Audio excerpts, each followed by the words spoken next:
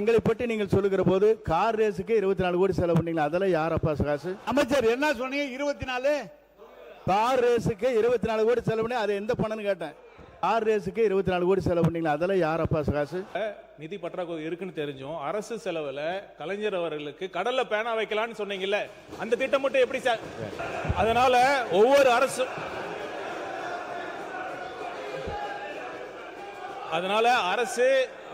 அரசு நிதி வாகனம் தேவை, சட்டமன்ற உறுப்பினர் தேவை என்பதை அறிந்து முதல்வர் அவர்கள் சட்டமன்ற உறுப்பினர்கள் மக்களை சந்தித்து மக்கள் குறைகளை கேட்டு இங்க அவையிலையும் அமைச்சர்களும் தெரிவிக்க வேண்டும் என்ற ஒரே காரணத்திற்காக சட்டமன்ற உறுப்பினர்களுக்கு வாகனத்தை வழங்கியுள்ளார்.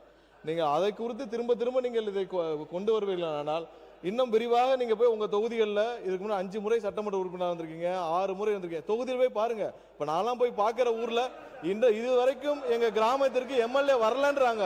5 கார் இருந்து 6 கார் இருந்து என்ன பிரயோஜனம்? இனிமேல் பாருங்க, சட்டமன்ற உறுப்பினர் போய் கிராமத்துல போய் மக்களை போய் பாருங்க என்பதை தெரிவித்துக் கொண்டு இது போல தேவையில்லாத விஷயங்களை கொண்டு வருவதனால்தான் மீண்டும் உருவாகுது என்பதை தெரிவித்துக் கொள்கிறேன். மக்கள் நலத்துறை அமைச்சர் அவர்கள். மாண்புமிகு பேரவைத் தலைவர் அவர்களே, நாங்க இந்த விவாதம் ரொம்ப ஆரோக்கியமா நடக்கணும், சுமூகமா நடக்கணும் தான் எல்லாம் விரும்புறோம். மாண்புமிகு உறுப்பினர் பேசுறப்ப சொன்னாரு வாயில வடை சுட்டோம் அப்படின்னு சொல்றாங்க. யாரு வாயில வடை சுட்டாங்க?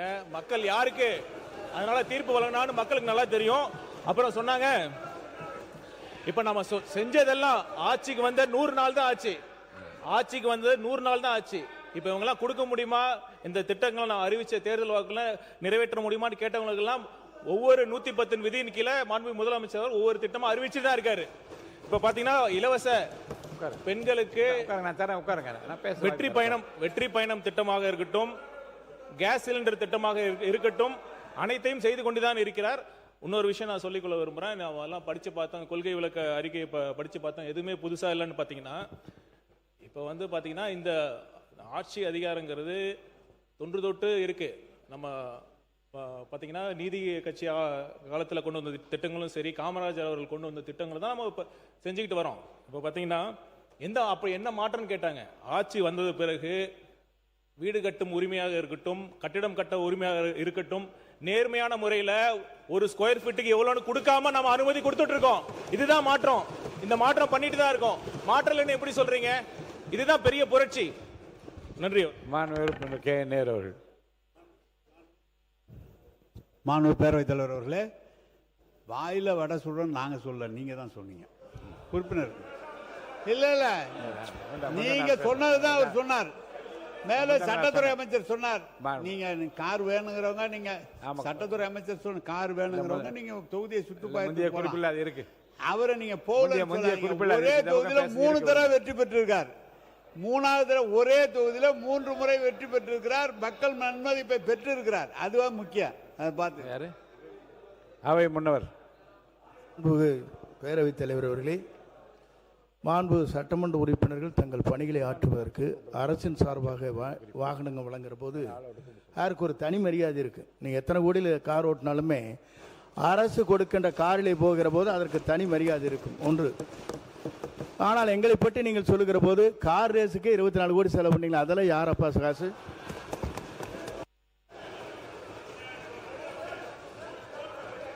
உறுப்பினர் மார்க்கண்டேயன் பேசுறாரு.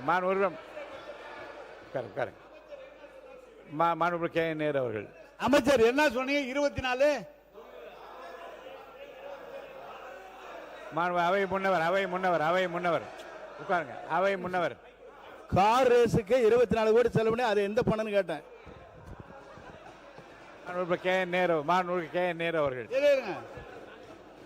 ஸ்போர்ட்ஸ் மினிஸ்டர் அமைச்சர், அவர் ஸ்போர்ட்ஸ் மினிஸ்டர் செஸ் நடத்தினாரு, ஹாக்கி நடத்தினாரு. அது மாதிரி தான் வெளிநாட்டில் இருக்கிறது மாதிரி இங்க இருக்கிற கார் நடத்தினாரு. நீங்க 20 இல்ல நான் சொல்றேன் கேளுங்க. நீங்க கார் நடத்தின உட்காருங்க. உட்காருப்பா தம்பி, உட்காருங்க. கண்ட்ரோல் பண்ணுங்க.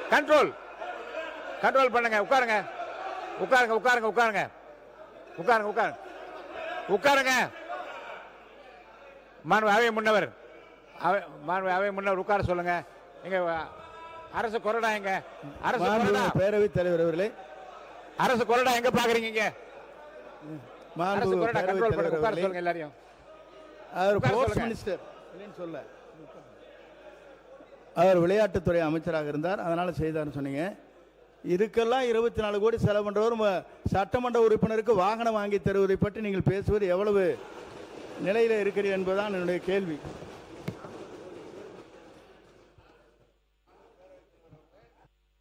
மைக் கொடுங்க. பேரவைத் தலைவர் அவர்களே, அவர் ஸ்போர்ட்ஸ் மினிஸ்டர், அவர் நடத்துறாரு சொன்னாங்க. நீங்க கூட தான் ஸ்போர்ட்ஸ் மினிஸ்டர் இருந்தீங்க. 10 கோடி ரூபாய்க்கு வாங்கி ஒண்ணுமே செய்யாம நிறுத்திட்டீங்க. நீங்க மெடலை யாருக்கும் கொடுக்கல, நீங்க செய்யவே இல்லை. நீங்க அதுக்காக உங்களை மாதிரியா நாங்க இருக்கணுமா? எப்படி?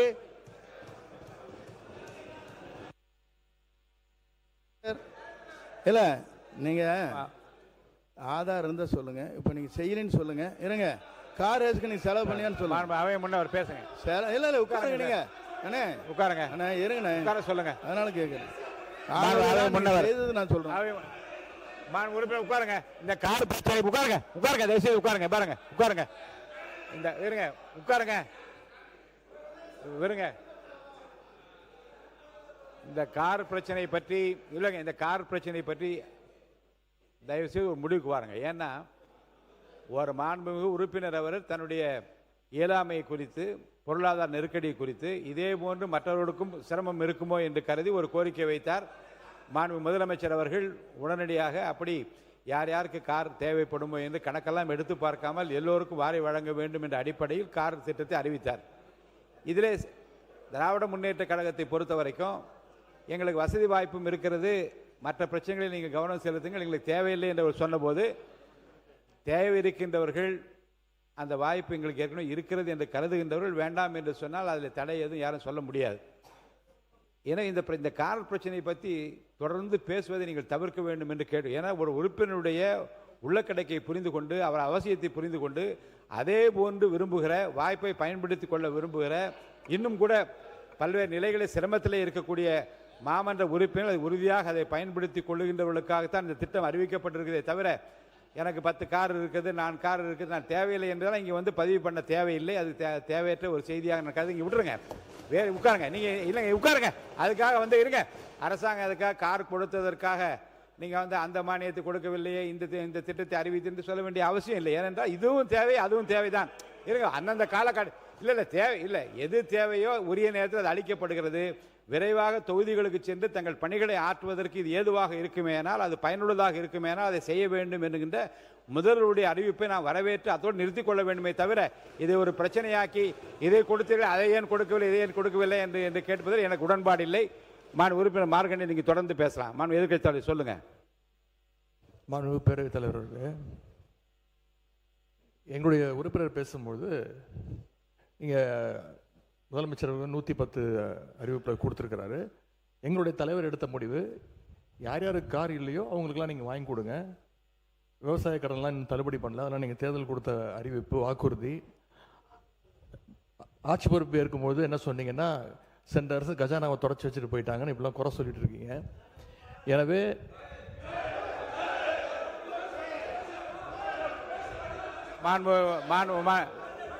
பாருங்க, இந்த ஒன்று சொல்லிடுறேன்.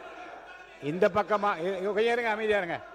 நீங்க அமைச்சர், நீங்க கூட பேசக்கூடாது. அமைச்சர், இந்த பக்கமாக இருந்தாலும் சரி, அந்த பக்கமாக எந்த பக்கத்தில் இருந்து தேவையற்ற குரல் வந்தால் நடவடிக்கைக்கு உள்ளாவில் என்று நான் மீண்டும் மீண்டும் எச்சரிக்கை விரும்புகிறேன். எதிர்க்கட்சி தலைவர் பேசினா ஒரு மரியாதை கொடுத்து அவர் பேச அனுமதியுங்கள். அவை முன்னவர் பேசினா அவர் பேசுகிற போதே நீங்கள் தான் எழுந்திருக்கிறீர்கள், இதெல்லாம் முறையல்ல. எதிர்க்கட்சி தலைவர் நீங்கள் சுருக்கமாக கருத்து சொல்லுங்க.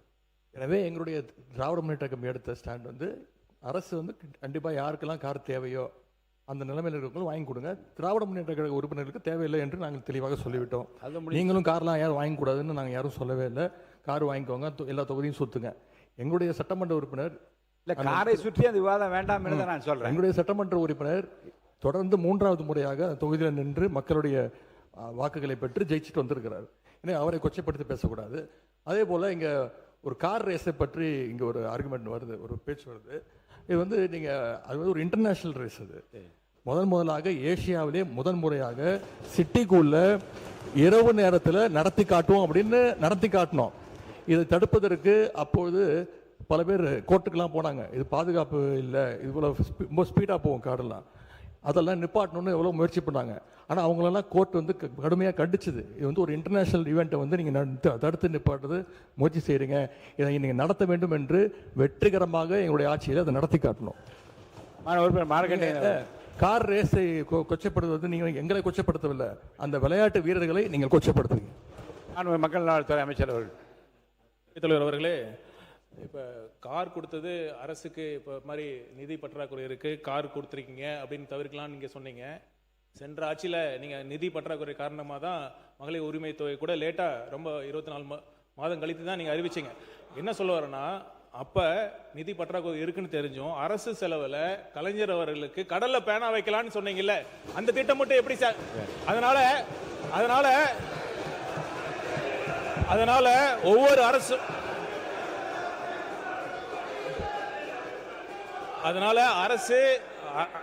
நிதி நிலைமையை கருத்தில் கொண்டு ஒரு சட்டமன்ற உறுப்பினர்களுக்கு ஒரு வாகனம் என்பது மிகவும் அவசியம். ஏன்னா தொகுதி முழுதும் போனாதான் இப்ப நீங்களாம் பேசுறீங்க, தொகுதி பிரச்சனை பத்தி பேசுறீங்க. அது காரணம் என்ன? தொகுதி மக்கள்கிட்ட என்ன பிரச்சனை இருக்கு, ஒவ்வொரு ஏரியால என்ன குறை இருக்குன்னு தெரிஞ்சுக்கணும். இப்ப என்ன நிலைமைனா, இன்னொருத்தரை சார்ந்து இருக்க வேண்டிய நிலைமை இருக்கு. இன்னொருத்தரோட கார் கொடுக்க வேண்டியது இருக்கு, அவங்களுடைய பெட்ரோல் நம்ம யூஸ் பண்ண வேண்டியது இருக்கு, அவங்களுடைய வாகன டிரைவர் யூஸ் பண்ண வேண்டியது இருக்கு.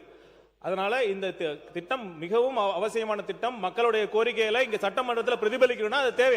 அதை உணர்ந்து தான் சொல்லியிருக்காரு ஒழிய கண்டிப்பாக இது ஆடம்பரம் கிடையாது என்பதை தெரிவித்துக் கொள்கிறேன். இல்லை, இதை பற்றி முடிவு நான் ஏற்கனவே சொல்லிட்டேன். கார் பிரச்சனையை பற்றி பேச வேண்டாம்னு சொல்லிட்டேன். அவை முன்னவர் என்ன சொல் பேரவைத் தலைவர் அவர்களே, இருங்க.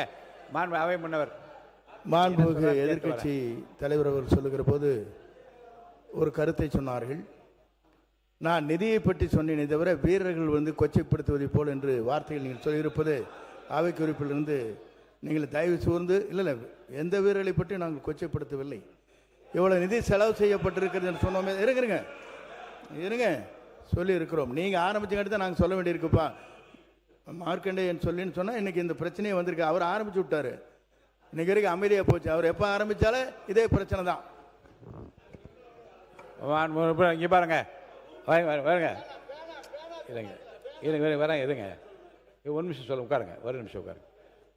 வாயிலே வடை சுடுகிறார் என்ற வார்த்தை ஏற்கனவே இந்த பக்கம் வந்தது, அது அவை குறிப்பில் இருக்கிறது. இவரும் வாயில வடை. இப்போ என்ன இந்த கவலை வந்திருக்கிறது என்றால், சட்டமன்றத்துக்குள்ளவே எல்லோருமே வாயிலை வடை சுட்டுக் கொண்டிருக்கிறார். எப்போது நமக்கெல்லாம் திட்டம் என்று காத்திருக்கிற மக்களுக்காக நீங்கள் பேச வேண்டும் என்று நான் விரும்புகிறேன். நான் உறுப்பினர் ஜிவி மார்க்கண்டேயன் அவர். என்ன காரணம் முடிச்சு பேனா தான் இல்லையே, அந்த திட்டமே இல்லையே.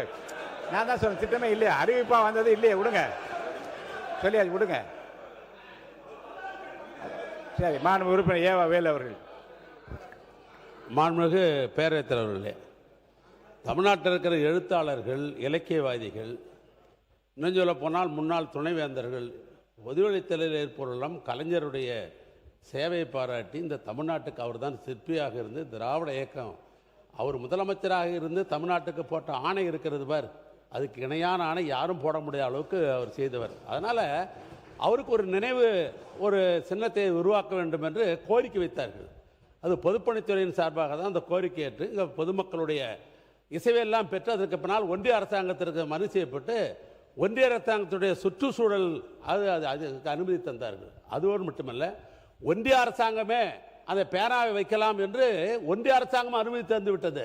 இந்த நிலையில் தான் மாண்பு முதலமைச்சரிடத்திலே எங்கள் துறையின் சார்பாக கேட்டபோது அவர் சொன்னார், இன்றைக்கு இப்பொழுது இது அவசியமா என்று சொல்லிவிட்டதோடு மட்டுமல்ல, இன்றைய பொருளாதாரத்திற்கு தேவையில்லை, என்றைக்கு தமிழ்நாட்டிலே பொருளாதாரம் என்றைக்கு சீர் செய்கிறதோ அந்த காலத்தில் வைத்துக் கொள்ளலாம் என்று வேண்டாம் என்று சொன்னவர் என்னுடைய தமிழ்நாட்டு முதலமைச்சர். அப்படி சொல்ல வேண்டிய அவசியமே இல்லை, ஆனால் வேண்டாம் என்று சொன்னார் என்று பத்திரிகை செய்தி வந்தது. பேரா வைக்கிறதுக்கு ஒரு கூடுதல் செய்தியா உறுப்பினர் ஒரு கூடுதல் செய்தியாக ஒன்றை நாம் ஒத்துக்கொள்ள வேண்டும். மக்களுடைய எதிர்ப்பும் பல தரப்பில் வந்து அந்த உண்மையை நீங்கள் சொல்ல வேண்டும். உறுப்பினர் மார்க்கண்டேயன் அவர்கள்.